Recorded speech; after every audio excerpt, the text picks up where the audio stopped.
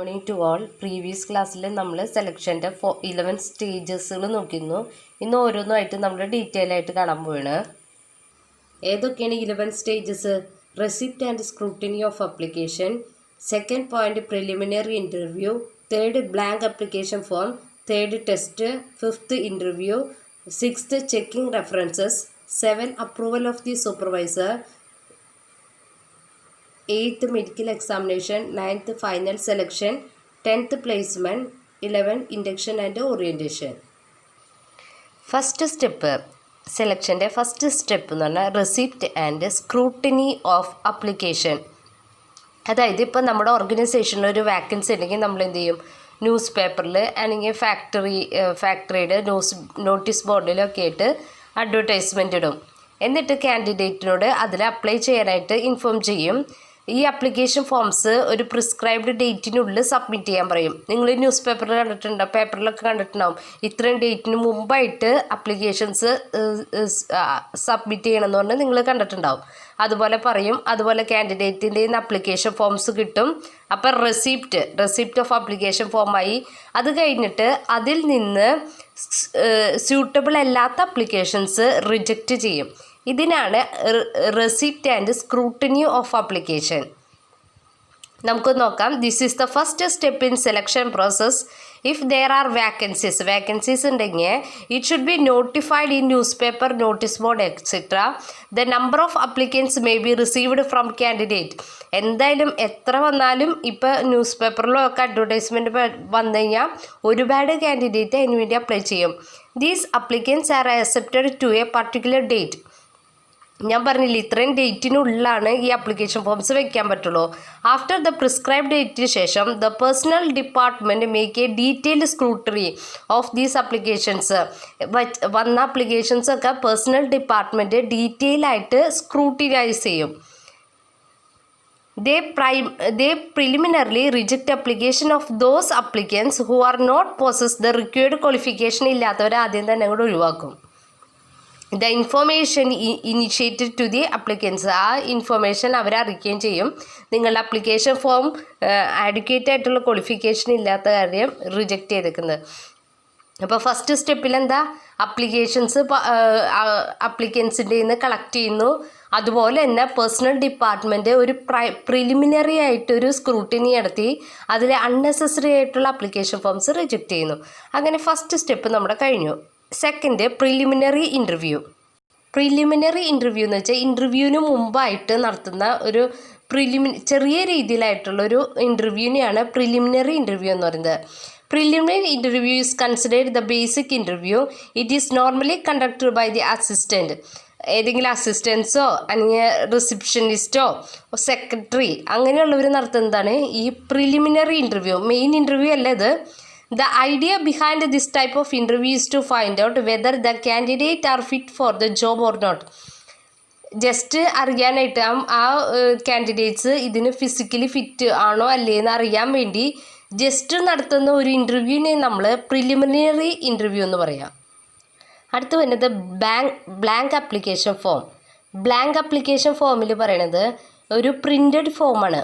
ഈ പ്രിൻ്റഡ് ഫോമിൽ എംപ്ലോയീസിൻ്റെ അടുത്ത് അവരുടെ biodata, education qualification, work experience, അതുപോലെ എക്സ്ട്രാ കരിക്കുലർ ആക്ടിവിറ്റീസ് ഇങ്ങനത്തെ എന്തെങ്കിലും ഉണ്ടെങ്കിൽ അത് എൻ്റർ ചെയ്യാനായിട്ട് അവർക്കൊരു പ്രിൻ്റഡ് ഫോം കൊടുക്കും. അതുപോലെ തന്നെ ആ കാൻഡിഡേറ്റ്സ് അവരുടെ ഓൺ ഹാൻഡ് റൈറ്റിങ്ങിൽ അത് ഫിൽ ചെയ്യണം. അതാണ് ബ്ലാങ്ക് അപ്ലിക്കേഷൻ ഫോം എന്ന് പറഞ്ഞാൽ. The applicants who are selected at preliminary interview ചെയ്ത് അവർ അതിൽ ക്വാളിഫൈഡ് ആണെന്ന് തോന്നുന്നവർക്ക് മാത്രം ഓർഗനൈസേഷൻ എന്ത് പ്രൊവൈഡ് ചെയ്യും? Blank application form. They are required to fill up the application form in their own handwriting. The blank application form is a printed application form used to collect the individual biodata of the candidate. ഇൻഡിവിജ്വൽസിൻ്റെ biodata collect ചെയ്യാൻ വേണ്ടിയാണിത്. The following informations കാണും ബയോഡാറ്റയിൽ. അയാളുടെ പേര്, father name, date of birth, place of birth, address, അങ്ങനത്തെ കാര്യങ്ങളൊക്കെ. Second, education ക്വാളിഫിക്കേഷനിൽ അയാൾ എന്തോരം പഠിച്ചു, ഇൻസ്റ്റിറ്റ്യൂഷൻ എവിടെയൊക്കെയാണ് അറ്റൻഡ് ചെയ്തൊക്കെ, എത്ര മാർക്ക് കിട്ടി, അങ്ങനത്തെ കാര്യങ്ങൾ. വർക്ക് എക്സ്പീരിയൻസ്, ഇതിന് മുമ്പ് എവിടെയെങ്കിലും വർക്ക് ചെയ്തിട്ടുണ്ടോ, സാലറി എത്രയായിരുന്നു, എന്തുകൊണ്ടാണ് മുമ്പത്തെ ജോബിൽ നിന്നും റിസൈൻ ചെയ്യാനുള്ള കാരണം അങ്ങനത്തെ കാര്യങ്ങൾ. എക്സ്ട്രാ കരിക്കുലർ ആക്ടിവിറ്റീസിൽ ഇപ്പോൾ അയാൾ NSS NCC അങ്ങനത്തെ എന്തെങ്കിലുമൊക്കെ കാര്യങ്ങൾ ഉണ്ടായിരുന്നോ, അതുപോലെ തന്നെ അയാൾ എത്ര സാലറി എക്സ്പെക്റ്റ് ചെയ്യുന്നുണ്ട്. റെഫറൻസ് എന്ന് പറഞ്ഞിട്ടുണ്ടെങ്കിൽ അയാൾ ആരുടെയൊക്കെ പേരാണോ അയാളുടെ കാര്യങ്ങൾ ഉറപ്പാണെന്ന് അറിയിക്കാനായിട്ട് വിളിക്കേണ്ടത്. റെഫറൻസ് വയ്ക്കുക എന്ന് പറയില്ലേ, അത് അങ്ങനത്തെ കാര്യങ്ങളൊക്കെയാണ് ഈ ബ്ലാങ്ക് അപ്ലിക്കേഷൻ ഫോം എന്നുള്ള പറയുന്നതിലുള്ളത്. ബ്ലാങ്ക് അപ്ലിക്കേഷൻ ഫോം എന്ന് പറഞ്ഞിട്ടുണ്ടെങ്കിൽ ഒരു പ്രിൻറ്റഡ് ഫോമാണ്. അത് അയാളുടെ പേഴ്സണൽ ഡീറ്റെയിൽസ് കളക്ട് ചെയ്യാൻ വേണ്ടിയാണ്. അതിൽ അയാളുടെ biodata, education qualification, work experience, extra curricular activities, expected salaries, reference, ഇത്ര ഐറ്റംസ് ഉണ്ടാവും. ടെസ്റ്റ് എന്താണെന്ന് നിങ്ങൾക്കറിയാമല്ലോ. ഇപ്പോൾ ഒരു ഈ പ്രിലിമിനറി ഇൻ്റർവ്യൂ പാസ്സായവരെ അവർ ടെസ്റ്റിന് വിളിക്കും.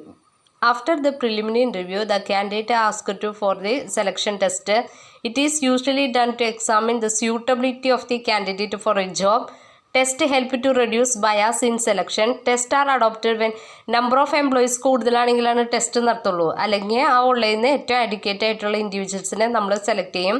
For this purpose different type of test ഉണ്ട്. അതായത് intelligence test, trade test, aptitude test, interest, personality test. ഇങ്ങനെ വഴി നമ്മൾ 4th സ്റ്റേജിൽ ടെസ്റ്റ് നടത്തും. നമുക്കറിയാലോ ടെസ്റ്റിന് പാസ്സായവരെ പിന്നെ എന്തിനു വിളിക്കും? ഇൻ്റർവ്യൂ എന്ന് പറഞ്ഞാൽ എന്താ? Interview is a face to face talk between employer and applicants. നിങ്ങൾക്ക് ഇൻ്റർവ്യൂ ഒക്കെ എന്താണെന്നൊക്കെ കാര്യങ്ങളൊക്കെ അറിയാം. ഇൻ്റർവ്യൂ എന്ന് പറഞ്ഞാൽ നിങ്ങൾക്കറിയാം face to face contact between the employer and employee. It is an oral observation and personal appraisal method of evaluating the applicant. Face to face ആയിട്ട് നമ്മളെ എംപ്ലോയീനെ ഇവാലുവേറ്റ് ചെയ്യാനുള്ള ഒരു ടെക്നിക്കാണ്. ഓറലായിട്ട് ക്വസ്റ്റ്യൻസ് ചോദിക്കുന്നു, ഇൻ്റർവ്യൂ നടത്തുന്നു, അവർ ഓറലായിട്ട് തിരിച്ച് റിപ്ലൈ തരുന്നു. അങ്ങനത്തെ ഒരു ഫേസ് ടു ഫേസ് കോണ്ടാക്റ്റിനെയാണ് നമ്മൾ ഇൻ്റർവ്യൂ എന്ന് പറയുന്നത്. The interview enable the candidate to get information about the nature of the job, എത്ര കോമ്പൻസേഷൻ കിട്ടും, കോമ്പൻസേഷൻ പാക്കേജ്, അവിടുത്തെ വർക്കിംഗ് കണ്ടീഷൻസ്, ഇങ്ങനത്തെ കാര്യങ്ങളൊക്കെ അറിയാനായിട്ട് ഈ ഇൻ്റർവ്യൂ ഹെൽപ്പ് ചെയ്യും. Next checking references. ഇൻ്റർവ്യൂവിന് പാസ്സായി കഴിഞ്ഞാൽ നെക്സ്റ്റ് അവർ റെഫറൻസ് ചെക്ക് ചെയ്യും. റെഫറൻസ് എന്ന് പറഞ്ഞാൽ അറിയാലോ അവരുടെ കാര്യങ്ങൾ ഓർഗനൈസേഷന് വിളിച്ച് ചോദിക്കാനായിട്ട് റെപ്യൂട്ടഡ് ആയിട്ടുള്ള ആൾക്കാരുടെ പേര് അവർ വെക്കണം. അതിനെയാണ് ചെക്കിംഗ് റെഫറൻസസ് എന്ന് പറഞ്ഞാൽ. In the blank application form there is a column for giving. നമ്മൾ ബ്ലാങ്ക് ആപ്ലിക്കേഷൻ ഫോം പഠിച്ചപ്പോൾ പറഞ്ഞില്ലേ ചെക്കിംഗ് റെഫറൻസിന് ഒരു കോളം വയ്ക്കുന്നത്. The candidates are required to write the name of 1 or more 2 important respected and reputed persons in his locality. അവരുടെ ഏരിയയിലുള്ള 2-3 പേഴ്സണാലിറ്റീസിൻ്റെ പേര് വയ്ക്കാൻ പറയും. അതെന്തിനാണ് വെക്കണേന്ന് വെച്ചിട്ടുണ്ടെങ്കിൽ ഇവർ ലൊക്കാലിറ്റിയിൽ എന്തെങ്കിലും പ്രശ്നസ് ഉണ്ടാണെങ്കിൽ പഠിച്ച ഇൻസ്റ്റിറ്റ്യൂഷൻസ് വല്ല പ്രശ്നങ്ങളുള്ള ആളായിരുന്നു അല്ലേ എന്നൊക്കെ അറിയാനായിട്ടാണ് ഈ ചെക്കിംഗ് റെഫറൻസസ് വെക്കണേ. അവരെ വിളിച്ച് കൺഫേം ചെയ്യും കുഴപ്പമൊന്നുമില്ല എന്ന്. ഇപ്പോൾ ഈ റെഫറൻസ് വെച്ചവർ എന്തെങ്കിലും പ്രശ്നമുണ്ടെന്ന് പറയുകയാണെങ്കിൽ ഓർഗനൈസേഷൻ അവരുടെ ആപ്ലിക്കേഷൻ ഫോം റിജക്റ്റ് ചെയ്ത് കളയും. Next approval of the supervisor. അതായത് ഇപ്പം നമ്മൾ ടെസ്റ്റ് നടത്തി, ഇൻ്റർവ്യൂ നടത്തി, റെഫറൻസ് ഒക്കെ നോക്കി, ഇതൊക്കെ ഓക്കെ അവരുടെ പേര് നമ്മൾ എന്ത് ചെയ്യും? സൂപ്പർവൈസർക്ക് അപ്രൂവലിന് വേണ്ടി സെൻഡ് ചെയ്ത് കൊടുക്കും. അതാണ് approval of the supervisor. The name details of the candidate selected ഈ sending to the supervisor for അപ്രൂവലിന് വേണ്ടി സൂപ്പർവൈസറിന് സെൻഡ് ചെയ്ത് കൊടുക്കും. അതാണ് 7th സ്റ്റേജ്. അപ്പോൾ നമ്മുടെ ഓർഗനൈസേഷനിൽ ടെസ്റ്റ് നടത്തി, ഇൻ്റർവ്യൂ നടത്തി, ചെക്കിംഗ് റെഫറൻസ് നടത്തി, സൂപ്പർവൈസറിൻ്റെ അപ്രൂവലിന് വേണ്ടി സെൻഡ് ചെയ്തു. അങ്ങനെയുള്ളവരെ നമ്മൾ എന്തിനു വിടും? Medical examinations. അതായത് ആ ഇൻഡിവിജ്വൽസ് ജോബിന് ഫിസിക്കലി ആയിട്ട് ഫിറ്റ് ആണോ എന്ന് ഡോക്ടറിൻ്റെ കയ്യിൽ നിന്ന് അപ്രൂവൽ വാങ്ങാനാണ് ഈ മെഡിക്കൽ എക്സാമിനേഷൻ നടത്തുന്നത്. The qualified candidates are required to go for medical examination. He will be examined by a doctor to check whether he is suffering from any diseases which will render him physically unfit for the job. Unfit ആണെന്ന് problems എന്തെങ്കിലും ഉണ്ടോ എന്ന് അറിയാനായിട്ട് ഒരു ഡോക്ടറിൻ്റെ approve വാങ്ങാനായിട്ട് medical examination നടത്തും. Next വേണ്ടത് ഫൈനൽ സെലക്ഷൻ. അപ്പം നമ്മുടെ ടെസ്റ്റ് നടത്തി, ഇൻ്റർവ്യൂ നടത്തി, റെഫറൻസ് നോക്കി, മെഡിക്കൽ എക്സാമിനേഷൻ നടത്തി, ഇതെല്ലാ ഫോർമാലിറ്റിയും കഴിഞ്ഞ് കഴിഞ്ഞാൽ ലാസ്റ്റ് എന്തുണ്ടാവും? ഫൈനലായിട്ട് അവരെ സെലക്ട് ചെയ്യും. ആ ഫൈനൽ സെലക്ഷന് വേണ്ടി അവർക്ക് എന്ത് കൊടുക്കും? അപ്പോയിൻമെൻറ്റ് ഓർഡർ കൊടുക്കും. അതാണ് ഫൈനൽ സെലക്ഷൻ വന്നത്. After completing all the above formalities the successful candidate has given appointment order. The date on which the candidate is required to join is shown in the application order. എന്നാണ് അയാൾ ഒരു ഓർഗനൈസേഷനിൽ വന്ന് join ചെയ്യുന്നതിൻ്റെ ഡേറ്റും ഈ application ഫോമിൽ കാണിച്ചിട്ടുണ്ടാവും. Next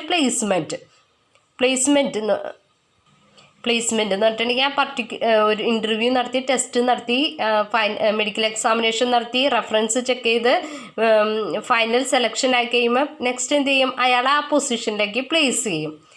when a candidate is selected and appointed he is posted to a particular position. ആ പർട്ടിക്കുലർ പൊസിഷനിലേക്ക് പ്ലേസ് ചെയ്യുക അയാളെ. അതാണ് പ്ലേസ്മെൻറ്റ് എന്ന് പറഞ്ഞാൽ. ഇപ്പോൾ അയാളെ അക്കൗണ്ടൻ്റായിട്ട് സെലക്ട് ചെയ്യുന്നത് വെച്ചാൽ ആ പോസ്റ്റിലേക്ക് അയാളെ പ്ലേസ് ചെയ്യാം. For which he is selected, placement means a determination of the job to which an acceptable candidate is to be assigned to that job. ആ ജോബിന് വേണ്ടി അയാളെ സെലക്ട് ചെയ്തതിലേക്ക് അയാളെ അപ്പോയിൻറ്റ് ചെയ്യാം, പ്ലേസ് ചെയ്യുക. ഇതാണ് പ്ലേസ്മെൻറ്റിൽ വേണ്ടത്.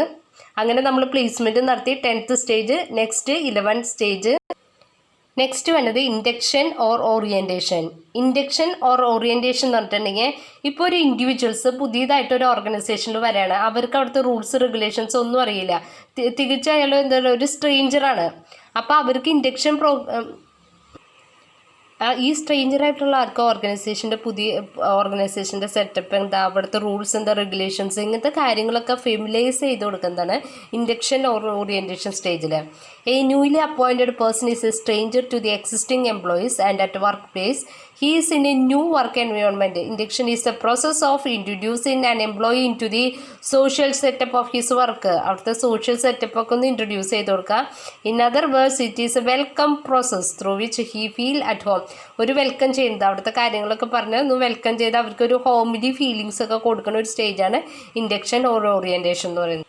അപ്പം നമ്മുടെ സ്റ്റേജുകൾ 11 സ്റ്റേജസ് കഴിഞ്ഞു. ഒന്നും കൂടി പറഞ്ഞുതരാം. First point, receipt and scrutiny of application. അതായത് നമ്മളുടെ വേക്കൻസി ഉണ്ടാവുമ്പോൾ വേക്കൻസിയുടെ കാര്യം നമ്മൾ പബ്ലിക്കിനെ അറിയിച്ച് അവരുടെ കയ്യിൽ നിന്ന് ആപ്ലിക്കേഷൻ വാങ്ങും. അതിൽ അൺനെസസറി ആയിട്ടുള്ളത് നോക്കി അത് റിജക്റ്റ് ചെയ്യുന്നതാണ് റെസിപ്റ്റ് ആൻഡ് സ്ക്രൂട്ടിനി ഓഫ് ആപ്ലിക്കേഷൻ്റെ വേണ്ടത്. സെക്കൻഡ് വേണ്ടത് പ്രിലിമിനറി ഇൻ്റർവ്യൂ. ഇത് മെയിൻ ഇൻ്റർവ്യൂവിന് മുമ്പ് നടത്തുന്ന ഒരു ചെറിയൊരു ബേസിക് ആയിട്ടുള്ള ഒരു ഇൻ്റർവ്യൂ ആണ്. അതിൽ അയാൾ സ്യൂട്ടബിൾ ആണോ എന്ന് ജസ്റ്റ് ഒന്ന് ചെക്ക് ചെയ്യാം. Next blank application form. Blank application form എന്ന് പറഞ്ഞാൽ ഒരു പ്രിൻറ്റഡ് ഫോമാണ്. അതിൽ അയാളുടെ biodata, work experience, education qualifications, checking reference, ഇങ്ങനത്തെ എല്ലാം വെക്കുന്ന ഒരു ഫോമാണ് ബ്ലാങ്ക് അപ്ലിക്കേഷൻ ഫോം. ഇതിൻ്റെ ഡീറ്റെയിൽസൊക്കെ ഹാൻഡ് റിട്ടൺ ആയിട്ട് അപ്ലിക്കൻ്റ് അയച്ചു കൊടുക്കണം. അങ്ങനെയുള്ളവരെ നമ്മൾ എന്തിനു വിളിക്കും? ടെസ്റ്റിന് വിളിക്കും. ടെസ്റ്റ് എന്ന് പറഞ്ഞാൽ ടെസ്റ്റ് നടത്തി അതിൽ ക്വാളിഫൈഡ് ആയിട്ടുള്ളവരെ ഇൻ്റർവ്യൂവിന് വിളിക്കും. ഇൻ്റർവ്യൂ എന്ന് പറഞ്ഞാൽ face to face contact between the employer and employee. അതാണ് നമ്മുടെ ഇൻ്റർവ്യൂ എന്ന് പറയുന്നത്. Next checking references. നിങ്ങൾക്കറിയാം റെഫറൻസസ് വെക്കുക. നമ്മുടെ ലൊക്കാലിറ്റിയിൽ 2-3 പേരുടെ പേര് നമ്മൾ റെഫറൻസ് ആയിട്ട് വെക്കണം. ഇവരെയും കൂടി വിളിച്ച് അവർ ആ ലൊക്കാലിറ്റിയിൽ വല്ല കുഴപ്പങ്ങളൊന്നും ഇല്ലെങ്കിൽ മാത്രമേ ഓർഗനൈസേഷൻ അവരെ സെലക്ട് ചെയ്യുള്ളൂ. അതാണ് checking reference. 7th, approval of the supervisor. നമ്മളിങ്ങനെ സെലക്ട് ചെയ്യുന്നവർക്കുടെ പേരുകൾ സൂപ്പർവൈസർക്ക് അപ്രൂവലിന് വേണ്ടി സെൻഡ് ചെയ്ത് കൊടുക്കും. ഇങ്ങനെയുള്ളവരെ നമ്മൾ എന്തിനു വിടും? മെഡിക്കൽ എക്സാമിനേഷന്. അതായത് ആ പർട്ടിക്കുലർ ജോബിന് അയാൾ ഫിസിക്കലി ഫിറ്റാണോ അല്ലേന്ന് അറിയാനാണ് നമ്മൾ മെഡിക്കൽ എക്സാമിനേഷൻ വിടുന്നത്. അങ്ങനെയുള്ളവരെ മെഡിക്കൽ എക്സാമിനേഷൻ കഴിഞ്ഞ് കഴിയുമ്പോൾ നമ്മളവരെന്ത് ചെയ്യും? ഫൈനലി ആയിട്ട് സെലക്ട് ചെയ്യും. സെലക്ട് ചെയ്യുന്നവർക്ക് നമ്മൾ എന്ത് ചെയ്യും? ആ പർട്ടിക്കുലർ പൊസിഷനിലേക്ക് അയാളെ പ്ലേസ് ചെയ്യുക. അതാണ് പ്ലേസ്മെൻറ്റിൽ വേണ്ടത്. നെക്സ്റ്റ് ഇൻഡക്ഷൻ ആൻഡ് ഓറിയൻറ്റേഷൻ എന്ന് പറഞ്ഞിട്ടുണ്ടെങ്കിൽ ആ എംപ്ലോയി ആ ഓർഗനൈസേഷനിൽ തികച്ചും സ്ട്രേഞ്ചറാണ്. ആ ഓർഗനൈസേഷൻ്റെ റൂൾസ് റെഗുലേഷൻസ് ഒക്കെ പറഞ്ഞ് അയാളെ ആ ഓർഗനൈസേഷനിൽ വെൽക്കം ചെയ്യുന്ന പ്രോസസ്സിനെയാണ് നമ്മൾ ഇൻഡക്ഷൻ ആൻഡ് ഓറിയൻറ്റേഷൻ എന്ന് പറയുന്നത്. 11 സ്റ്റേജും ഇമ്പോർട്ടൻ്റ് ആണ്. യൂണിവേഴ്സിറ്റിക്ക് essay വരാൻ നല്ല സാധ്യതയുള്ള ക്വസ്റ്റ്യനാണ്. അതുകൊണ്ട് തന്നെ എല്ലാവരും നന്നായി പഠിക്കുക. Okay, thank you.